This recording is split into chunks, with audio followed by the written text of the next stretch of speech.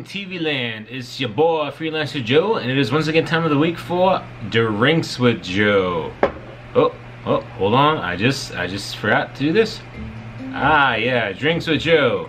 That time of the week when we kick back, relax, have a drink, and do a recap or a review of the previous events from the past week. I don't know why I would use previous and past in the same sentence, but okay, whatever. I did, and yeah, we do that. We do that because, as Freelancer Joe likes to say, you know, if you want to get someplace, it helps to pay attention to where you've been. And so by going over the past week, you know, we can kind of review what went right, what went wrong. That way we know what we should keep doing and what we should probably not keep doing. Though more often than not, it still doesn't work out that way. And it's also good to kind of help plan ahead for the next few steps.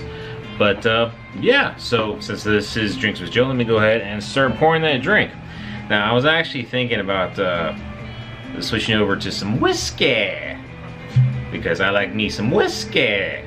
But actually, I'm gonna want to finish this first. And I have a sneaking suspicion that my body has developed I don't want to say resistance, because it's a resistance would imply that it has no effect. It actually does have an effect. It's an unintended effect. So the normal flow of these things go is that, typically speaking, you drink, the alcohol hits your bloodstream, and your body experiences the various effects of the initial effects, which is a fairly pleasant feeling. And that's if you consume it moderately at a reasonable pace. And then, however, if you consume too much or you become too dehydrated, then afterwards you feel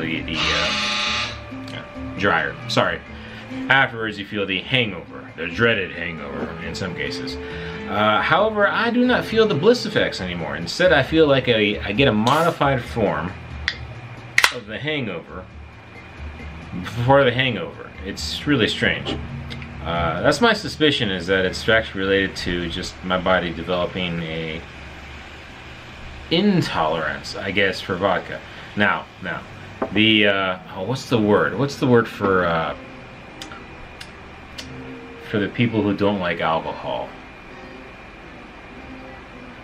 There's a word for it. I know there's a word for it. Anyway, those people. I was looking for a negative word too, but I couldn't come up with one either. I haven't been drinking yet, so.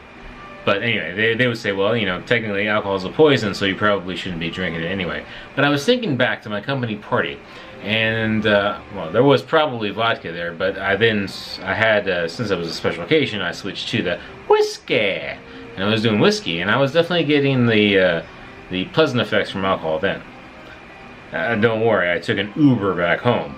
So I was drinking responsibly. They're actually, well, normally when they say drink responsibly, what they're primarily referring to is to make sure that you don't drive back home, or drive in general,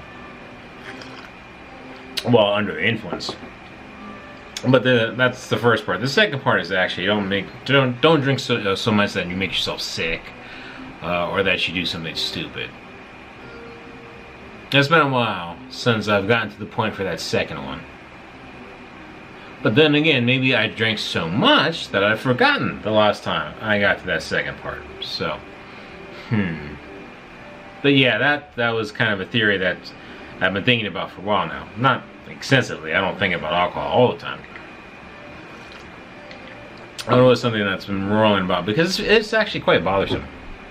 Not the least of which is the fact that, well, you know, that's the whole point of Drinks with Joe, is for me to enjoy myself a little bit while we do the recap review. And if I'm not enjoying the alcohol, well, then what's the point? Plus, of course, I spend money on this stuff, so, I mean, you know, that's kind of a waste. Although, vodka, of course, has many, many purposes. Cleaner, disinfectant, improvised Molotov. Well, actually, it's not an improvised Molotov cocktail, because I think it is. Is it the definition of a Molotov cocktail? Anyway, vodka has many, many, many uses. I would almost recommend every American have a bottle of vodka in the freezer just as much as having a box of 22s. Almost. It's that useful. And then again, every red blood American should always have a bottle of whiskey Anyway, just so that they can say whiskey. I like saying whiskey.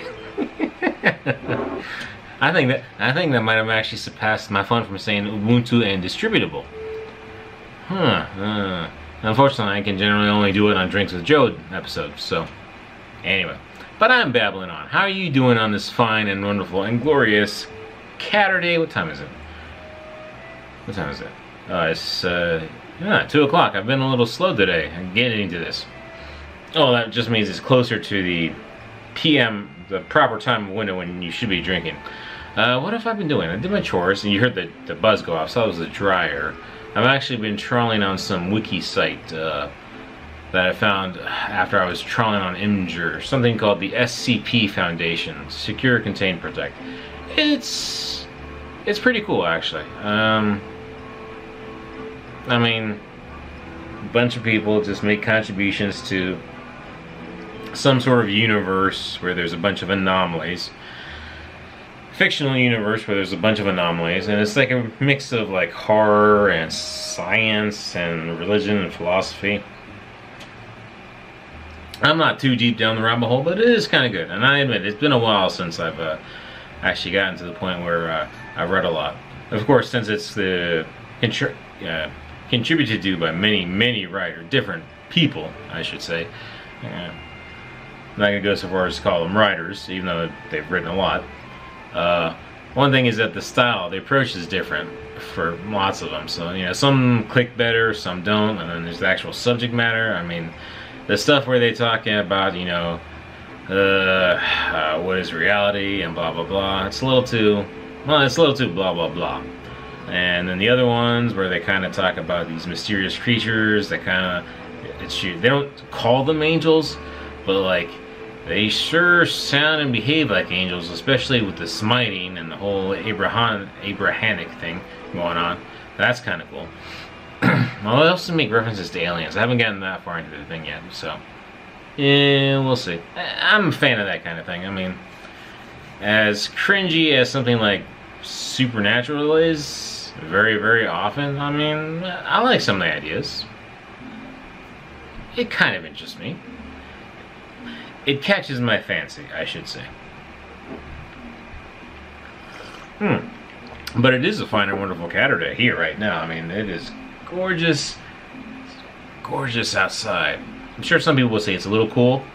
And I could say maybe a 5-degree swing upward, but oh, it is so nice. That clear blue sky. Oh, you doubt me. You doubt me, don't you? You really shouldn't doubt me.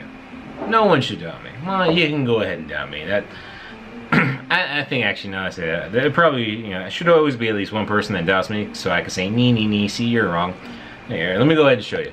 Let me see if I can catch that.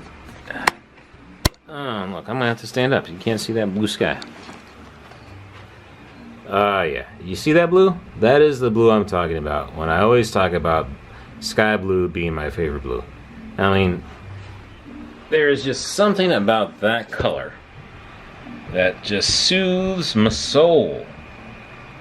I find it very peaceful. It's like how watching flowing water can soothe the soul, or yeah, I put it right up there with flowing water.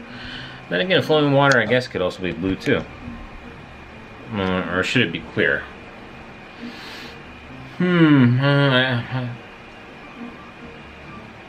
See, now thinking about that is making me feel even more relaxed and mellow too. And then I don't know if I was out there long enough for you to see the gentle breeze rocking the very green leaves. And temperature-wise, it's, oh, I already said temperature-wise. You know, I was thinking actually, it's been a very mild spring thus far. It seems like it. Normally, I think it would be like up around the 70s normally. But I think we've been a little bit below that, which is fine by me. I actually like extended cool springs. But normally what happens is I say something about it's been a great, really nice spring, and I hope we don't have just a jump in the summer. And then typically that's what happens. Like we'll have like, it'll be 60 for a couple days, and then it'll jump right up to the mid 80s to upper 80s, mid to upper 80s. Like by the end of the next week, and it'll be like that for until like September or something. I mean, as much as I like to say that I've adjusted more to, is this off kilter? As much as I like to say that I've adjusted more to higher temperatures, it's still not my preference. Still just not my preference. But you know what? I'll almost say that the leaves blowing in the wind is almost as hypnotic and mesmerizing to me as like watching the flames of a fire and something, like in a fireplace. Duh, in a fireplace, yeah. Or watching that previously mentioned flowing water a bit. Actually, I've never found, like, the ocean at the beach, I haven't generally found to be too relaxing. But like in a river or a creek, that works for me. Maybe it's the crashing waves that do it.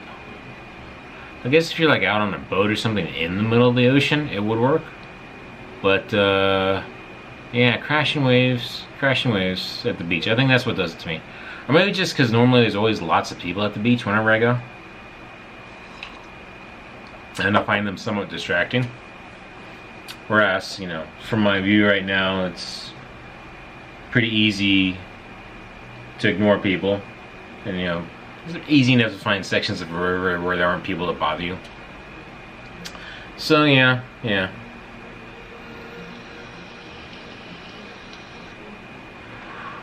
Where was I going with all this? I'm not sure. I mean, I'm acting like maybe I have had a couple of days. I don't know. Been feeling kind of listless today. Kind of listless. And I'll tell you what. It's because I am still physically and emotionally drained from watching Avengers Endgame, which I did on Thursday night. I'm still emotionally processing. Because it hit me right in the feels. It really, really did. And so I guess I should probably go ahead and give you my impressions of it. Because, let me see. Yeah, this is the first video that I recorded since then. The video I uploaded Friday, I pre-recorded it Thursday night. Did I do it Thursday? Or did I do it Wednesday? No, I think I might have recorded that Wednesday, and then I uploaded it. Well, I uploaded it Thursday, but scheduled it to be uploaded Friday. Anyway, yeah. So, my plan Thursday night was to hit the bed or hit the rack early. So I could get up around, I want to say 11:45, and then head to the movie theater after I got ready. And that went smoothly. The ticket thing went smoothly.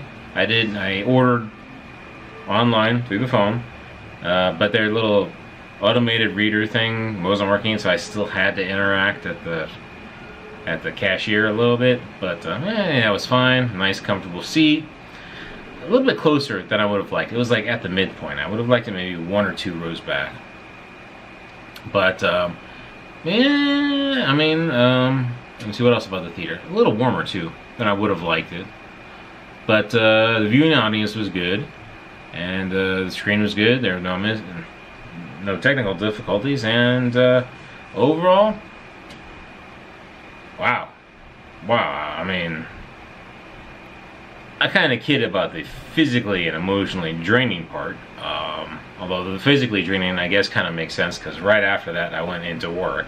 Because, I mean, I wasn't going to take the day off just for that, even though I took the day off for Infinity War, but that was different. I wasn't going to come in, go back home and try to get some sleep, and then go back into work, because then I'd have to deal with traffic, and I hate me some traffic. Yeah. Although it did give me an opportunity to stop at Wawa's, because there's a Wawa's near where I work at, and to try their coffee. I haven't been to a Wawa's in, I think I've only been to Wawa's once, actually. And it was in the city where I went to college, but ironically enough, it wasn't actually open when I was in college. Anyway, I tried their French vanilla coffee and the hazelnut coffee. Yes, I get 2 of the big coffees because I drink lots and lots of coffee. And yeah, over the course of the day I tried them and they were pretty good. It's been a while since I've done boutique coffee. I don't remember the last time I set foot in a Starbucks. Oh, of course, during my my deviation in schedule. That was like the only place you could get a an actual brewed cup of coffee. That's not true, but it was a convenient way to get coffee. Like in America, you kind of take it, you actually do take it really for granted that it's pretty easy to get brewed coffee. In the Philippines, yes, for coffee, generally it's the instant coffee in packets. So, I mean, even if you're in a restaurant, odds aren't too high it's going to be brewed coffee. Oh, well, we're at the 15-minute mark. Let me take a break before this thing kicks off. We'll be back in a second.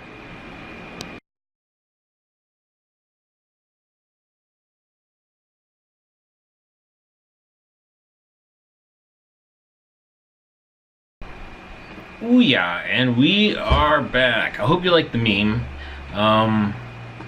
Yeah, still not seeing a bunch of fresh memes. Or, I mean, it's funny, no doubt. I don't know, it's like the third week in a row I've gone trawling for memes, and it doesn't seem as fresh as it used to be. Maybe it's my sense of humor, it hasn't become as warped? No, it can't be me. It's other people have just gotten less funny.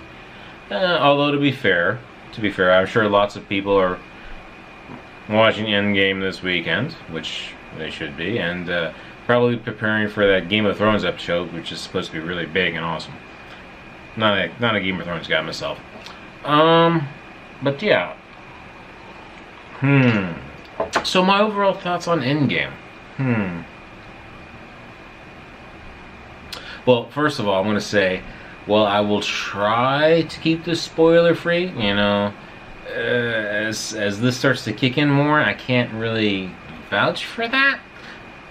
So we'll just go ahead and say it right now that just assume that there will be spoilers, but I will do my best to stay away from them. Overall, for me, I mean, the movie was how to put it? Well, first of all, it's a great movie. Now, as just a basic movie, I rate Infinity War as better, just because Infinity War it felt tighter and more focused, but that's not truly a knock against Endgame, because of what they were going for with Endgame. It's kind of like, sometimes there's a story that you want to tell, and the story dictates that it's going to be certain ways. Because this Endgame was more about characters, specific characters, and concluding their arcs, it wasn't necessarily going to feel like a little bit looser than, say, Infinity War, which was basically Thanos' story. That said, even if you effectively tell the story that you want to tell, I mean, the end product, one story is still going to feel better than the other. So I think that's why I would give the edge to Infinity War, as far as just the story overall. But then as a comic book movie in general, man oh man, does it have to go to Endgame. Especially that last hour.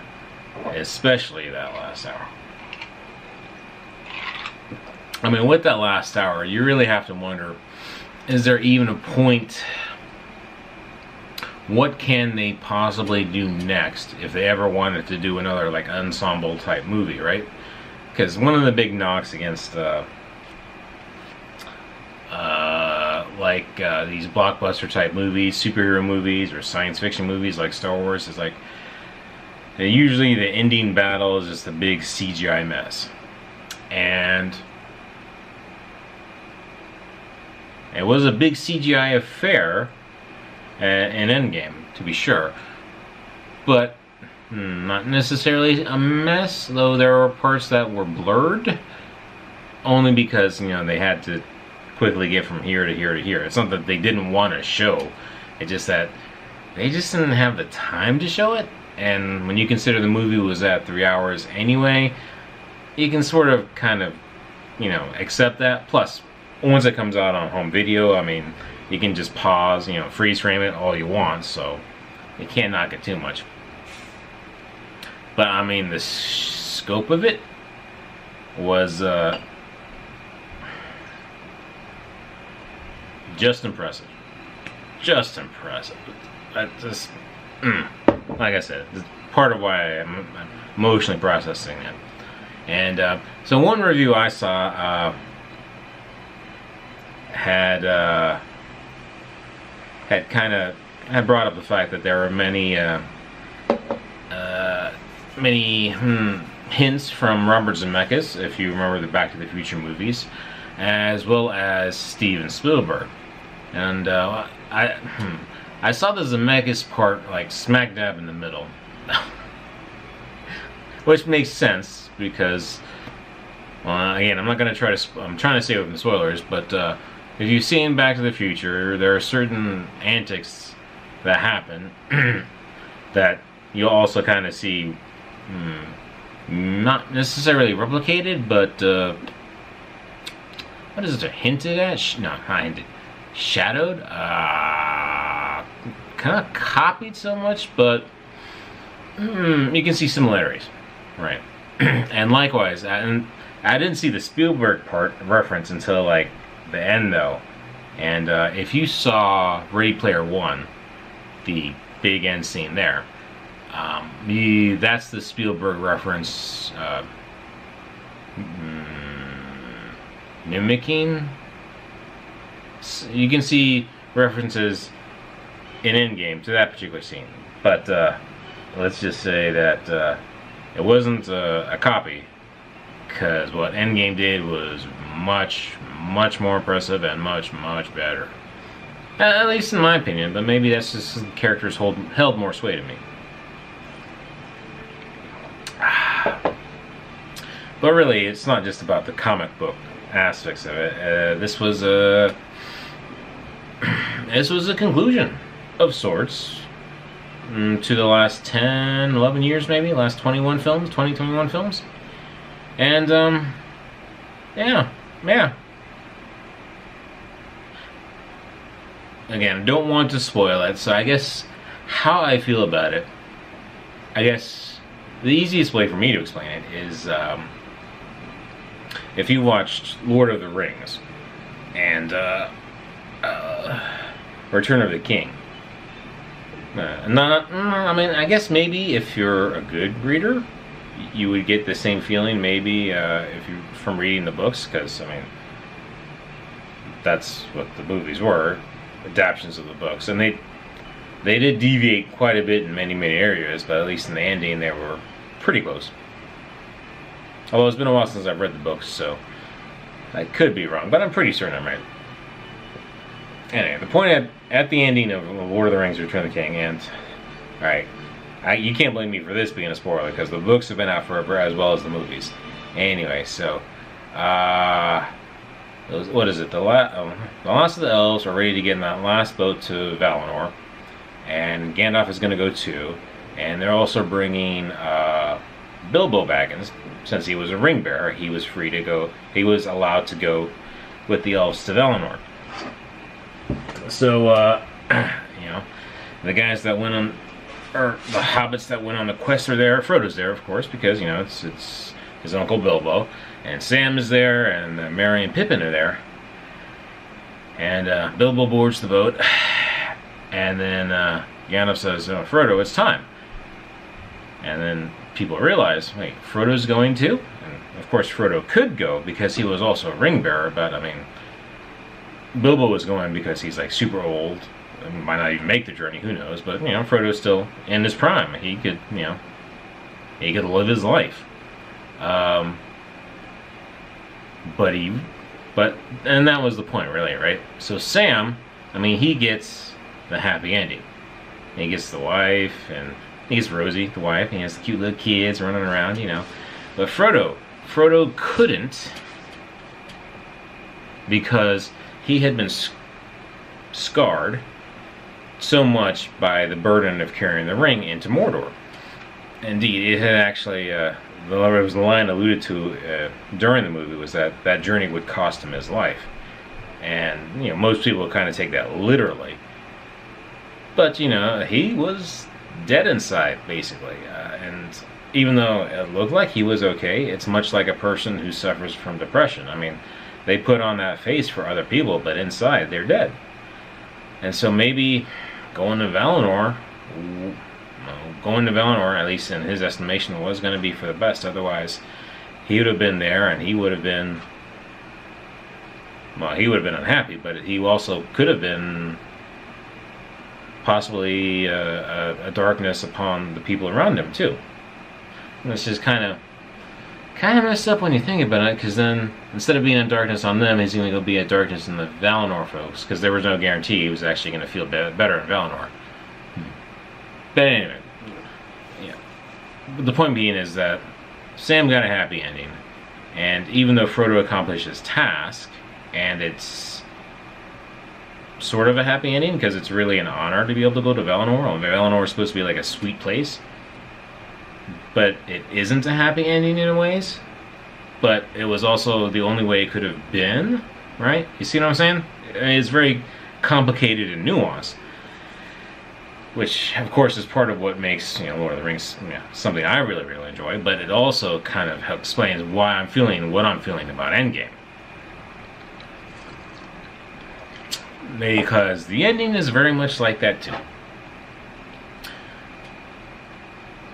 Which, I mean, I guess it's kind of, it is spoilery in the sense that I'm basically telling you flat out right now, and you know, it's like, yeah, it's not a, you know, rah, super happy ending, right? It's not like Return of the Jedi where you got your Ewoks playing and dancing.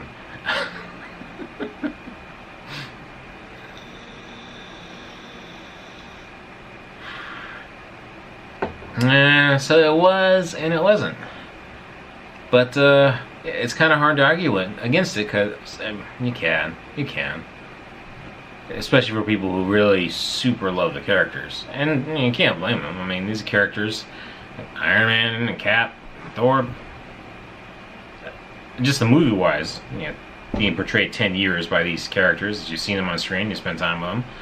And then for other people, it's the characters that have existed for, you know, however long they've been around in comic form, you know?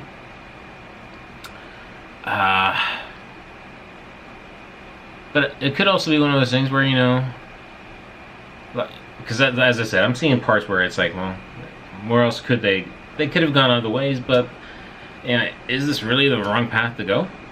I mean, none of their actions were unbelievable. It makes sense. So, a satisfying arc may not be the arc that you would have chosen if you were the writer. But a satisfying arc still has to, at the very least, it has to make sense for the character. It can't feel forced or anything, right? And it has to give you a conclusion that's satisfying. That's the bare minimum for a satisfying arc, right? Now, above that, you want one, you know, as a consumer of the entertainment, you want one that you like. And then I guess above that, you want it for everybody. You know, this actually also reminds me of the Mass Effect 3 ending. For those of you who didn't know, anyway, in Mass Effect 3, the character who you've played through 3 games with over a span of, I forget how many years, at least 5. 5 years. This was your character, you know, you started from the very beginning, you made their history, you made them in the create a character thing, you made individual decisions for them, right? You did all this in order to save the universe. But at the end, you were presented with 3 choices, but all 3 choices resulted in your death. And that was a... So I guess you could almost say it hit the first... The reason it works on the first arc, first definition for satisfying arc, is because based on the scenario, yeah, it makes sense that, you know, there was no way you're getting out of that one alive if those were your choices. But it's horribly unsatisfying because, you know, you spend all that time up there, overcoming all those odds, and then this one thing you couldn't get out of. Yeah. Now, as for Endgame, though, The arcs that, the two specific arcs that I'm thinking of. Again, I'm trying to stay away from spoilers.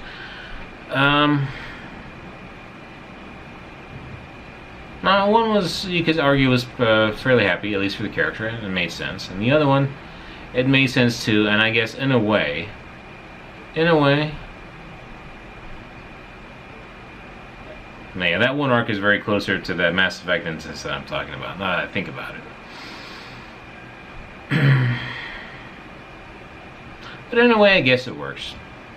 You still, but, much like the Mass Effect 3 ending, I'm just not entirely happy with it. But I'm still processing emotionally. I bet you this is one of those things where, a couple months or years even, it'll go down smoother. But for now, it hurts. And maybe that's part of what makes it so good. Oh, but look at this. We're at the 15-minute mark again. And I didn't cover anything at all this week. Well, what can I say? Endgame was the highlight. So, hey, it be what it be. But I'll wrap this up for now. Cool good words about liking and subscribing, commenting, and suggesting.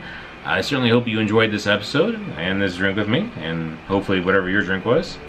Wink, wink. Drink responsibly. I hope you catch me tomorrow, where we pick back up with my freelancer stuff. Try to figure out what to do, since I didn't figure out what I was supposed to do today.